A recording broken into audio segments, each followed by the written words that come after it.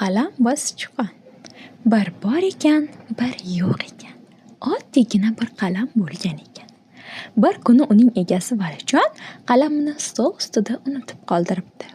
Paytdan foydalangan sichqoncha inidan chiqib, qalamni tishlab olib qochmoqchi bo'libdi. "Iltimos, meni qo'yib yubor", deb yalinibdi qalam. "Meni nima qilmoqchisan? Yog'ochdan yasalgan bo'lsam, meni yeb bo'lmaydi."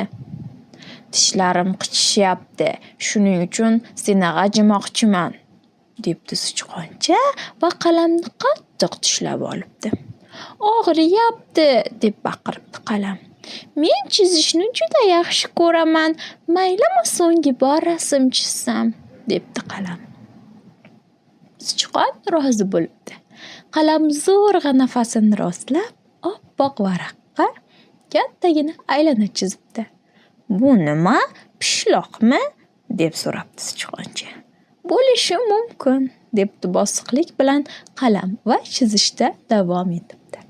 Avval yuzini, keyin esa quloqlari va katta-katta ko'zlarini chizibdi. "Axir bu mushuk-ku.